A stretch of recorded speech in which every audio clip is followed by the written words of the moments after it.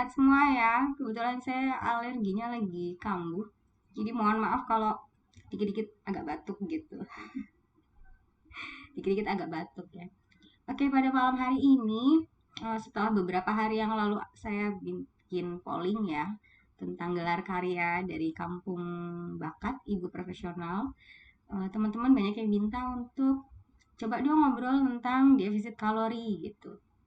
Tapi kalau ngomongin defisit kalori itu tetap nggak bisa lepas dan masih terhubung juga dengan diet. Lalu goalnya ada workout gitu. Jadi sekalian aja ya kita ngopi, ngobrol happy malam ini tentang diet, defisit kalori, dan workout. Jadi kita ngobrol-ngobrol santai aja, kenalan aja dulu sama ketiga istilah ini biar familiar dulu. Siapa tahu nanti kalau udah kenal jadi kepincut ya kan? Jadi kepengen tahu lagi, bahkan kalau bisa mencoba gitu. Semoga menjadi insight baru buat teman-teman semuanya. Sebelumnya saya mau memperkenalkan diri. Saya adalah Vindi. Background pendidikan saya sebenarnya farmasi ya. Jadi saya bukan dokter, saya bukan ahli nutrisi, ahli gizi gitu bukan. Tapi untuk defisit kalori ini memang sejatinya saya sudah mempraktekkan nggak cuma sebulan 2 bulan, nggak cuma setahun 2 tahun, tapi udah menjadi defisit kalori practitioner itu belasan tahun. Dari mulai saya sekolah. Jadi teman-teman saya waktu sekolah, teman-teman saya di kampus gitu, teman-teman kuliah itu sudah bisa paham deh. Wah, kalau Vindi itu, bahkan mereka bilang kalau Vindi itu nggak terlalu suka ngemil katanya. Jadi Vindi itu cuma suka makan makanan yang berat aja katanya gitu, jarang ngemil dia itu. Padahal enggak kayak gitu. Jadi saya itu hanya melakukan defisit kalori aja, ngatur-ngatur ini dan itu. Jadi saya tetap manusia biasa. Saya kan bukan Gay Suzy ya kan, yang tiap hari makan ubi kukus kuat. Ibu Berti kayak saya nih, ibu beranak 3 kayak saya butuh kalori yang cukup banyak gitu. Jadi saya tetap punya 3 meal time, saya punya 3 waktu makan, saya juga ada 3 snack time di antara ketiga meal time itu gitu ya. Oke, kita langsung masuk aja ya ke halo Mbak Naj. Eh, Mohon maaf sekali lagi, saya alerginya agak kambuh jadi kalau agak batuk-batuk gitu ya Mams ya. Semoga bisa terdengar jelas suaranya. Langsung kita kenalan ya dengan diet, defisit kalori, dan workout. Bismillah. Oke, sebelumnya nih saya mau menyamakan frekuensi dulu, menyatukan suara dulu ke teman-teman semuanya. Strong why? Kenapa sih kita harus mengenal diet, defisit kalori, dan workout? Kenapa? Jadi apakah selama ini kita masih terbayang-bayang kalau yang namanya diet adalah usaha untuk ngurusin badan gitu ya. Usaha untuk ngelangsingin badan misalnya kayak gitu. Semoga hari ini akan terjawab semuanya ya. Kalau diet itu bukan hanya sekedar untuk ngurusin badan. Defisit kalori dan workout itu bukan cuma sekedar supaya punya body goals aja. Enggak kayak gitu ya. Strong why menurut saya dan untuk saya sendiri setelah saya menjalani semuanya ini sebenarnya cuma satu sih tujuannya gitu yang membuat kita mau konsisten menjalaninya sampai bertahun-tahun, yaitu adalah usaha supaya kita menjadi sehat. Itu aja dulu. Yes, bener banget, diabetes juga punya diet. Kita pengen sehat, apalagi kalau saya sudah punya anak 3 gitu, melalui proses dari mereka kecil ketemu sama momen-momen wow anak-anak kita gitu, dan kita kepengen banget kan umurnya panjang sehat gitu ya, bisa lihat mereka wisuda gitu terus mereka kerja, mereka punya penghasilan sendiri, senangnya anak waktu punya uang sendiri kayak apa gitu, kita juga pengen lihat. Lalu ketemu calon mantu, cie kenalan sama calon besan ya nggak sih, nikahin anak-anak kita dan mendampingi mereka ketika sudah berumah tangga dan memiliki keturunan gitu. Jangan ngomong dulu masalah takdir ya. Kalau kita ya kan, jangan ngomong dulu masalah takdir nih. Kalau udah takdir mbak, itu kita kayaknya langsung stuck di situ aja gitu, nggak mau bergerak. Padahal manusia sejatinya adalah makhluk yang selalu belajar. Ya kan, ada fitrah bernalar dalam diri kita yang menjadikan kita setiap harinya itu kepingin tahu ada yang lebih, ada yang lebih, dan ada yang lebih. Nah, semoga hari ini bisa ada insight baru ya gitu, dan strong line-nya mulai dirubah. Kalau diet itu nggak cuma sekedar pengen langsing atau sekedar pengen punya body goals aja ya. Oke, pengertian diet. Tadi udah singgung sedikit tuh. Diet itu apa sih? Apakah hanya orang yang bertubuh besar aja, lalu dia mau melangsingkan diri, dia langsung diet? Enggak ya. Diet itu sebenarnya artinya, kita cari arti yang sederhana, hanya mengatur pola makan. Itu aja. Ya, diet itu hanya mengatur pola makan. Nah, yang jadi pertanyaan adalah, yang makan itu siapa? Apakah cuma orang yang bertubuh gemuk? Enggak. Yang kurus, yang berat badannya ideal, yang gemuk, bahkan yang anak-anak, yang orang dewasa, yang sehat dan yang sakit, semua makan, ya nggak sih? Yes, semua makan. Kita semua makan. Maka sejatinya yang bisa melakukan diet atau mengatur pola makan, ya kita semua. Lintas gender, lintas usia gitu ya. Semua usia, semua gender, yang sakit mau yang sehat pun bisa melakukan diet. Kayak gitu ya. Oke. Lalu jenis-jenis diet itu terbagi pada dua. Secara garis besar adalah untuk yang pertama untuk orang yang sehat gitu, untuk orang yang sehat dan untuk orang yang sakit. Untuk orang yang sakit ini jelas ya, untuk meningkatkan keberhasilan terapi. Tadi seperti Mbak Nat. Hai Mbak Nat, ya Allah, aku bingung sama nickname-nya di sini. Kata Mbak Nat bilang diabetes itu juga perlu diet. Iya bener banget gitu. Nah untuk orang yang sakit ini pastinya perlu konsultasi lanjutan ya ke dokter spesialisnya gitu. Dan ada ahli nutrisinya juga. Itu kayak saya gini juga pas alerginya lagi kambuh, otomatis dietnya saya beda dengan kalau lagi sehat-sehat aja. Kayak gitu ya. Jadi ada beberapa item atau jenis makanan yang nggak boleh saya sentuh sama sekali, nggak boleh saya konsumsi sampai sehat dulu gitu. Nah, fungsinya kenapa sih orang yang sakit itu harus diet? Tentunya untuk meningkatkan keberhasilan terapi. Jadi dokter kan pasti memberikan terapi pengobatan ya dengan diimbangi diet yang baik, taat gitu ya, dengan selesai konsultasi, nasihat-nasihat dari dokter, ahli nutrisi, ahli gizinya diterapkan benar-benar gitu. Insya Allah itu akan meningkatkan keberhasilan terapi. Nah, untuk orang yang sehat, itu yang kayak gimana sih Mbak maksudnya? Iya, yang berpenyakit berat gitu ya. Jadi kita bisa menerka-nerka sendiri diet yang cocok untuk kita. Lagi-lagi nih ya, untuk menaikkan, menurunkan, dan menjaga berat badan. Tujuannya biasanya untuk itu aja sih. Ada untuk menaikkan berat badan, menurunkan, dan menjaga berat badan. Jadi semua ini untuk orang sehat tuh disebutnya juga diet ya. Jadi jangan mikir, aku tuh udah kurus. Berarti apa dong kalau aku kekurusan untuk naikin berat badan? Ya diet juga gitu ya. Untuk orang yang sakit harus konsultasi ke dokter. Nah, untuk yang sehat nih, jenis-jenis diet untuk orang-orang yang sehat. Kalau untuk orang yang sakit, saya nggak bahas terlalu banyak di sini ya, karena itu bukan ranahnya saya. Tergantung dokter yang kerjasama untuk para pasien yang konsultasi, tentunya juga pasti beda gitu ya. Tiap dokter juga punya apa ya namanya, punya pertimbangan sendiri mau memberikan terapi-terapi seperti apa dan jenis diet yang sesuai untuk pasiennya gitu. Jadi kita bahas adalah hanya untuk orang yang sehat aja. Untuk orang-orang yang penyakitnya nggak berat-berat banget gitu, yang nggak ada masalah dengan organ tubuhnya sehingga mempengaruhi kinerja hidupnya gitu ya. Dietnya ada dua, diet secara umum dan diet secara islami gitu. Yang secara umum itu banyak banget deh kalau kita browsing diet yang paling manjur untuk menurunkan berat badan. Itu biasanya kalau kita cari di bawah Google tuh langsung tuh ya tweetnya keluar semua. Dan secara umum tuh banyak banget, ada diet, ayo coba sebutin. Ada diet karbohidrat gitu ya, ganti karbonnya, nasinya diganti dengan karbohidrat yang lain misalnya. Ada diet GM gitu ya. Rata-rata teman-teman saya yang melakukan diet biasanya ke situ tuh, arahnya ke situ gitu. Terus yang kedua adalah diet secara islami.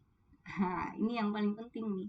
Ternyata Masya Allah ya, untuk masalah makan aja, untuk masalah pola makan yang baik, mengatur pola makan yang benar itu sejatinya sudah Islam contohkan. Ada sunnahnya yang Rasulullah contohkan pada kita 1400-an tahun yang lalu gitu.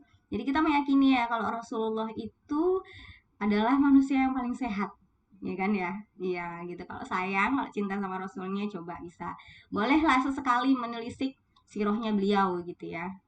Seperti apa sih kesehariannya beliau itu. Jadi satu-satunya momen ketika Rasulullah sakit adalah ketika apa Mbak?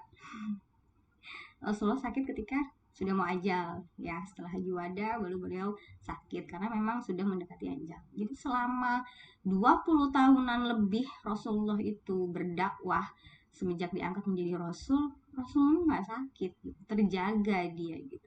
Terjaga beliau dari makanan-makanan yang nggak penting, pola hidup yang nggak penting misalnya gitu, yang kurang baik. Sangat-sangat sudah dijaga. Diet Islami gitu. Luar biasa ya. Nah, diet Islam itu yang seperti apa sih? Dari banyak sunnah yang bisa kita lihat, bisa kita terapkan juga dalam kehidupan sehari-hari. Untuk masalah pola makan, sejatinya diet Islam itu cuma concernnya itu ke 3 hal. Yang pertama, pastinya dengan puasa gitu ya. Sebenarnya semua agama juga ada intermittent fasting ya. Jadi ada puasa dalam waktu-waktu tertentu, tapi dalam Islam waktunya beda-beda, jelas beda ya. Yang paling umum yang hampir semua umat Islam melakukan adalah puasa Ramadan. Jadi setelah 11 bulan makan apa aja, di 1 bulan Ramadan itu kita diminta dan diharuskan untuk mengistirahatkan sistem pencernaan kita gitu. Ya, yang kedua, makan tidak berlebihan. Nah, ini harus juga diimbangi ya. Puasa itu tidak bisa menjadi sehat. Puasa tidak akan pernah bisa menyehatkan kita kalau waktu buka puasanya makanannya ambiar, semuanya dimakan. Atau ketika sahur juga, biasanya sahur itu emang waktu-waktu yang kritis buat saya juga sebenarnya gitu. Jadi kalau sahur itu pokoknya udah seadanya aja ya, udah ngantuk. Apalagi di Jawa Timur tuh jam 4 lewat dikit udah azan subuh. Kalau di Jakarta gitu, daerah Indonesia bagian barat banget, itu masih bisa antar-antaran gitu kan. Tapi kalau di Jawa Timur nggak bisa. Jam 4 udah subuh, berarti bangun setengah 4 nyari makanan juga. Oke lah, itu anggap karena udah nggak bisa ngapa-ngapain, kondisi mata ngantuk juga, makan seadanya. Ya udah, mie instan, pakai sayur, pakai telur, nggak ada masalah gitu. Tapi ketika berbuka, itu kan kita bisa mengira-ngira kan, kita mau makannya apa nih? Kita mau bikin menu apa nih? Gitu. Nah, puasa kita yang seharian itu uh, tidak masuk apa-apa gitu ya setelah setelah sahur, ketika berbuka kita mau makan apa aja untuk balas dendam, itu yang membuat puasa ini jadi nggak berarti. Maka puasa pun dalam Islam harus diimbangi dengan makan yang tidak berlebihan. Rasulullah itu nggak pernah makan berlebihan. Rasulullah hanya makan sekedar untuk menegakkan tulang punggungnya aja gitu ya. Bahkan kalau waktu dulu nih saya lagi madrasah sanawiyah, yaitu setara dengan SMP, itu guru fikih saya waktu bahas masalah makanan halalan toibah, itu beliau bilang, kita tuh sebenarnya mau makan hitungannya gampang gitu. Anggap telapak tangan kita itu, kelihatan nggak sih dari sini ya, anggap telapak tangan kita ini lambung gitu. Maka salah. Sepertiganya adalah diisi makanan, sepertiganya air, dan sepertiganya lagi disisakan untuk udara gitu. Jadi makanlah dalam kondisi tidak terlalu lapar dulu, lalu berhentilah dengan kondisi tidak terlalu kenyang juga gitu ya. Makanya kalau dalam keseharian kita ini ada meal time tadi ya, meal time-nya cukup, lalu diselingi dengan ada snack time gitu. Kalau teratur itu porsi makannya sedikit-sedikit tapi sering gitu. Jadi kita tetap masuk punya tenaganya untuk beraktivitas tapi nggak berlebihan. Lalu diimbangi dengan apa lagi? Halal toyi. Ini harus sih sebenarnya ya gitu. Nah, yang halal sih kayak rata-rata udah pada paham ya halal itu apa gitu. Kalau yang masih bingung, apakah halal itu hanya sekedar makanan yang nggak pakai B2 dan jenis bahan makanan yang mengandung B2, turunan, tanjakan, tikungan, belokan yang mengandung B2 misalnya gitu. Enggak gitu ya. Makanan yang halal itu kalau si B2 itu jelas udah nggak boleh gitu. Terus yang lainnya gimana dong? Sapi. Apakah daging sapi senantiasa selalu halal? Enggak juga. Siapa bilang? Kalau si daging sapinya itu tidak disembelih, nggak halal ya. Disembelih tapi tidak dengan menyebut nama Allah, nggak bismillah dulu nih waktu nyembelihnya. nggak jadi halal juga. Sudah disembelih, dan ketika disembelih menyebut nama Allah, tapi yang menyembelih bukan muslim, bukan orang Islam, jadi halal nggak boleh juga. Terus saya ribet ya, iya ribet banget, tapi setiap aturan itu pasti ada manfaatnya untuk kita. Nah, ada yang nanya sama saya, emang ada mbak orang yang menyembelih hewan kurban lalu dia menyebut nama Allah tapi dia bukan seorang muslim? Ada. Siapa? Orang Yahudi kan. Teman-teman Jews itu ya, orang-orang Jews itu juga sama. Bahkan kalau di luar negeri ada toko khusus bahan makanan dia. Maaf kalau saya salah sebut kosrah atau apa itu istilahnya, saya lupa. Itu kalau misalnya orang Jews itu kehabisan bahan makan dari sana atau dia jauh tempatnya, dia akan beli bahan makanan toko-toko muslim gitu. Luar biasa ya. Iya kayak gitu, teman saya di Amerika selalu bilang kayak gitu. Bahkan gym khusus atau tempat senam khusus, kolam renang khusus muslim gitu, mereka-mereka yang cewek-ceweknya itu juga mereka ada di situ gitu. Karena dalam agama mereka juga tidak boleh menampakkan aurat, sejatinya begitu gitu. Untuk yang ortodok itu kayak gitu. Jadi kalau misalnya mereka boleh nih beli bahan makanan atau makan makanan di tempat-tempat muslim, karena tata caranya sama, kita nggak boleh, ya itu jadi haram, nggak boleh tuh, kita nggak boleh beli dari sana gitu. Makanya harus memperhatikan. Teman-teman juga ada tuh yang udah sering kasih tahu apa aja sih bahan makanan yang halal. Toyib itu yang kayak gimana? Toyib itu adalah sesuatu yang baik. Jadi makanan yang saya asup, yang saya konsumsi, belum tentu nih toyib buat Mbak Ana, belum tentu toyib buat Mbak Nadia, belum tentu gitu. Padahal saya muslim gitu kan, Mbak Nadia sama Mbak Ana muslim. Tapi kenapa nggak bisa jadi toyib? Ya karena kebutuhan kita berbeda. Kayak gitu ya. Kayak saya ini lagi alergi.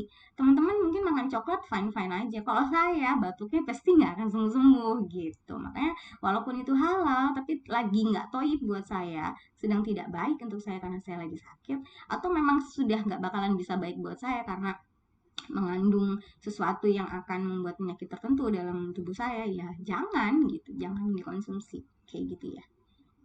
Oke, kita lanjut. Nah, defisit kalori. Sejatinya nih, defisit kalori itu sudah mencakup 3 aspek dari diet Islami tadi gitu loh.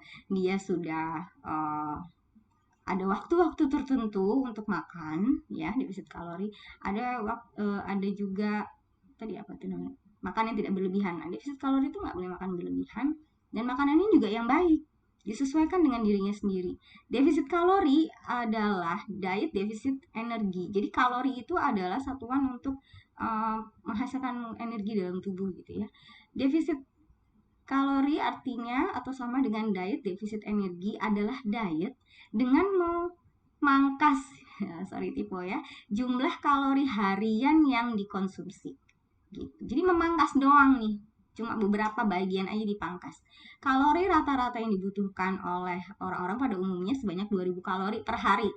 Tapi ini juga disesuaikan dengan kondisi masing-masing ya, kayak atlet atau orang-orang yang bekerja keras itu pasti dia butuh kalori yang jauh lebih banyak, jadi nggak bisa sama. Nah, untuk defisit kalori itu sendiri, untuk awal-awal nih teman-teman, itu hanya diperbolehkan memangkas sebanyak 500 kalori aja.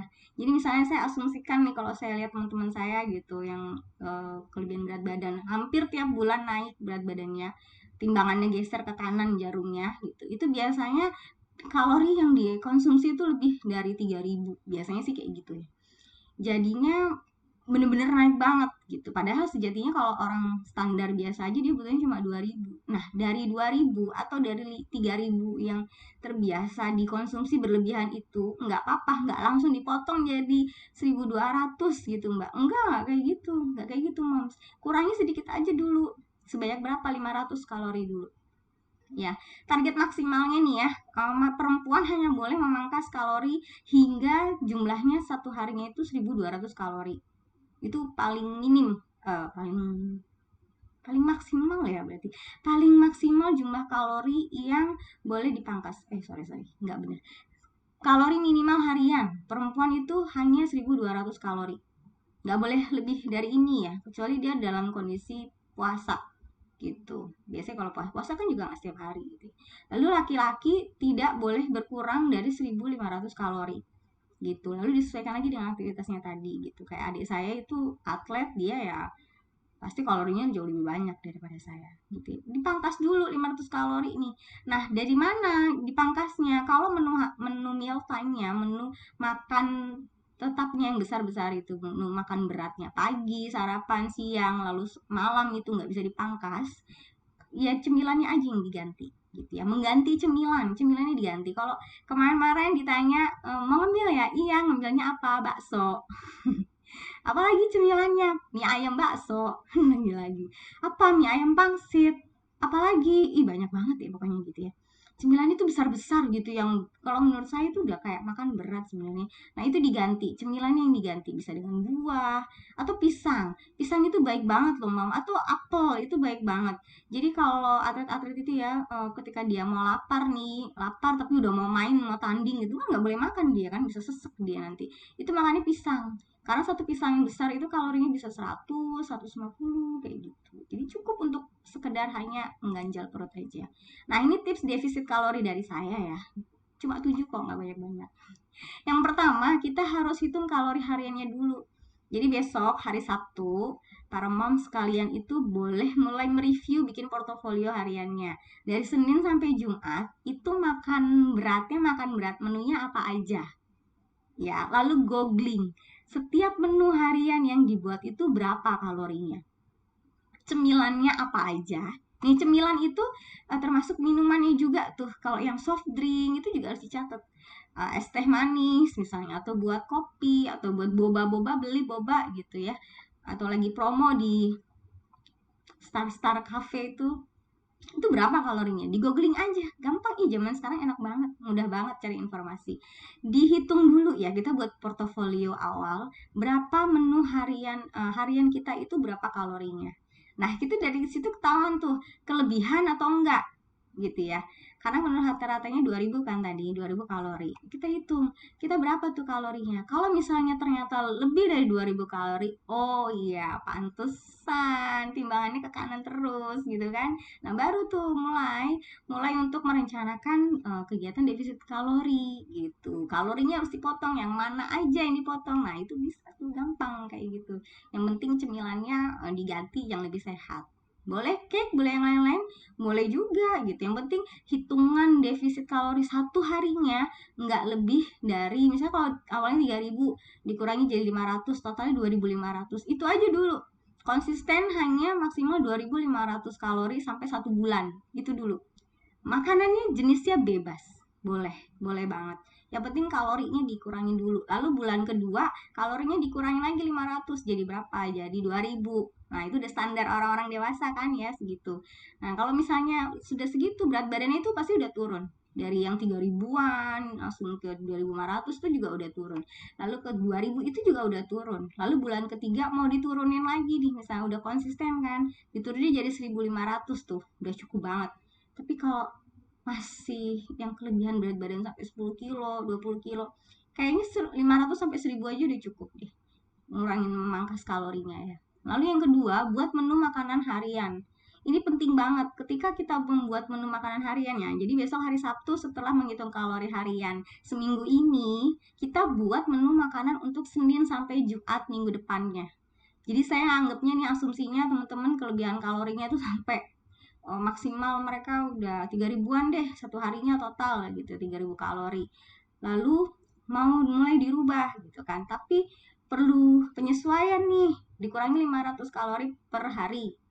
Dibuat ya menunya. Nanti kita akan bahas lebih lanjut deh kapan-kapan ya, kalau ada waktunya senggang. Kita kenalan dulu di awal soalnya. Lalu dibuat menu hariannya Senin sampai Jumat aja. Saya asumsikan lagi Jumat Sabtu teman-teman maunya bikin jadi jajan day.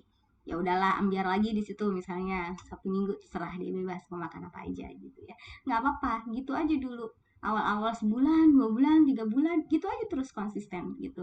Lalu lihat ketika di akhir bulan berapa sih berat badannya, kira-kira turun nggak kalau konsisten gitu ya. Lalu yang ketiga, buat makan makanan yang enak. Jadi buat menu harian dan cemilan yang rasanya enak. Saya nggak terlalu menyarankan teman-teman diet yang modelan makanan direbus semua, makanannya nggak pakai garam, nggak digoreng sama sekali. Kayaknya nggak ya, itu udah level expert yang kayak gitu udah bisa tuh. Buat teman-teman dan saya juga ya Mams, untuk yang masih begini-begini aja nih, Ci. Itu janganlah kayak gitu ya. Lidah kita itu juga punya hak ya, ada asam, manis, asin, pahit, dan umami. Itu perlu diberi haknya. Jadi makan makanan yang enak.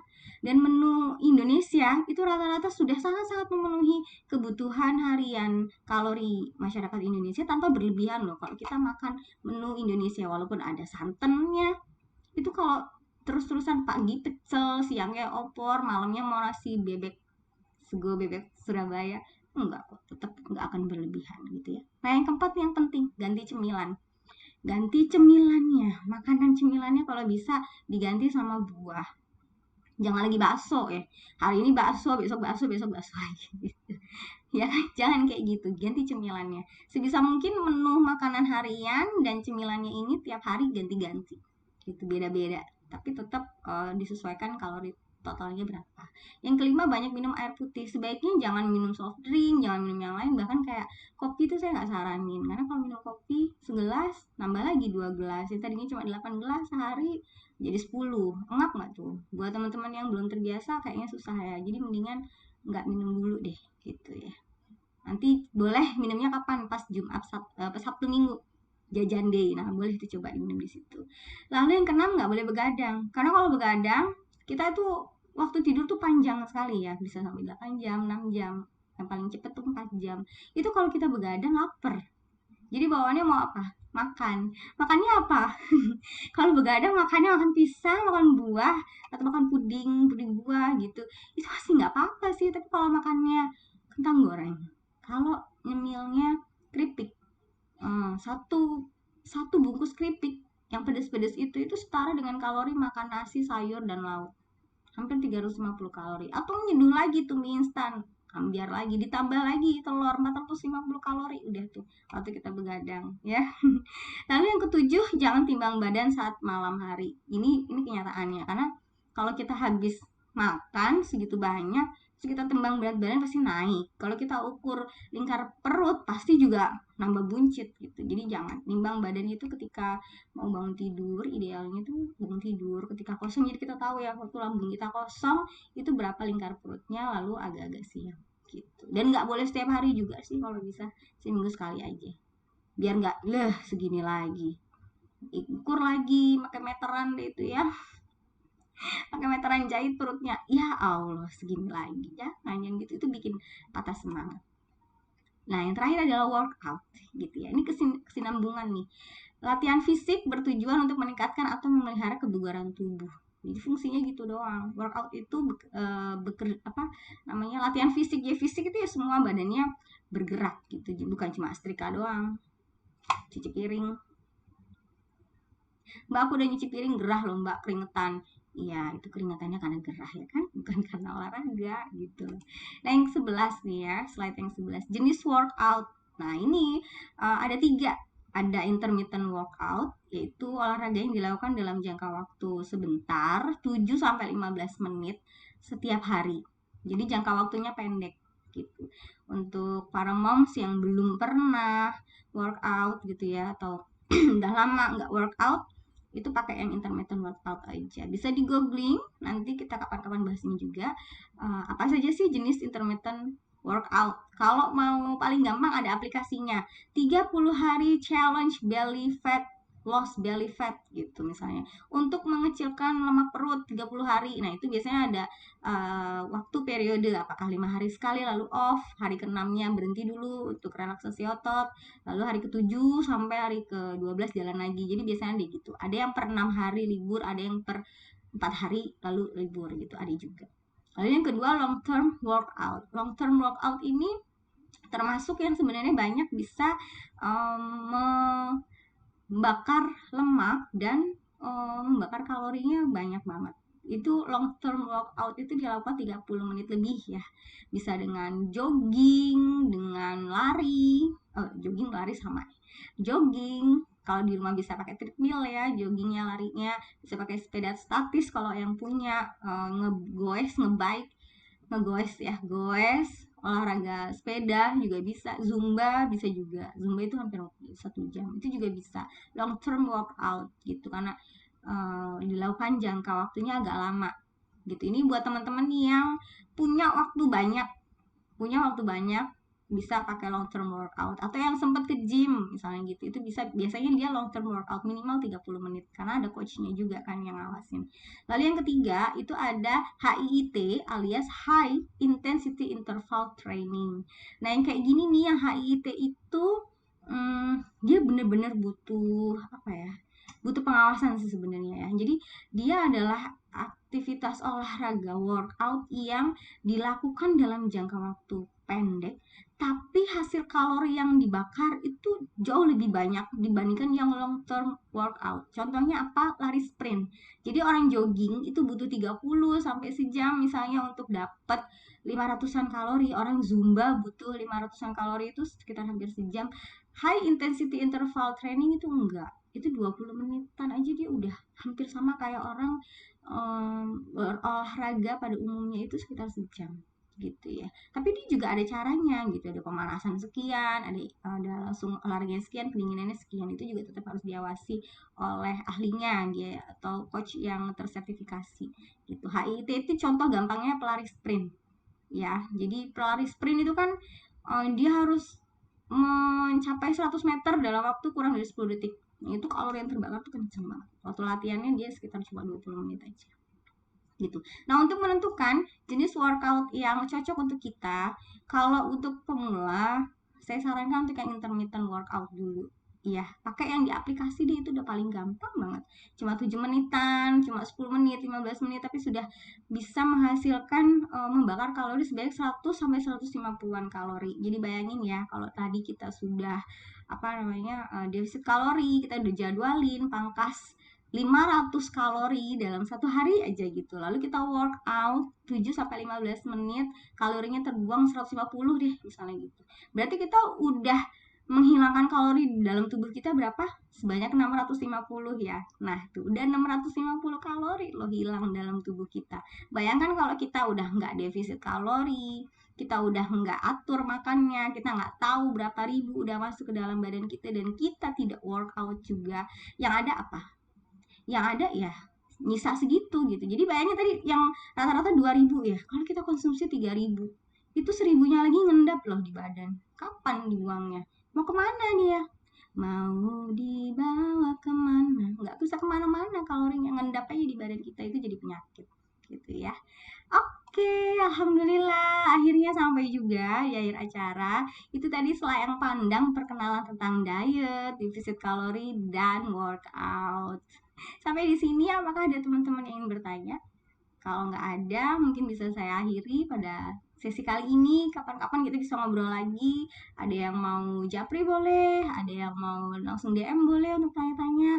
Atau setelah ini langsung mau action besok. Jadi besok pagi diatur mulai menjadwalkan diri setelah menghitung jumlah kalori hariannya dari menu makanan harian, lalu dijadwalkan untuk hari Senin sampai Jumat menu makanan yang seimbang dan dipangkas kalorinya sebanyak 500 kalori. Hari Minggu udah mulai belanja nih gitu. Belanja menu makanan yang kita mau jadwalkan untuk dimakan. Itu sangat-sangat membantu banget konsistensi kita dalam melakukan defisit kalori gitu. Jangan lupa olahraga ya moms. Aplikasinya banyak, nggak berbayar, gratis gitu. Cuma sekian puluh megabyte aja untuk downloadnya gitu. Dan bisa diakses kapan aja.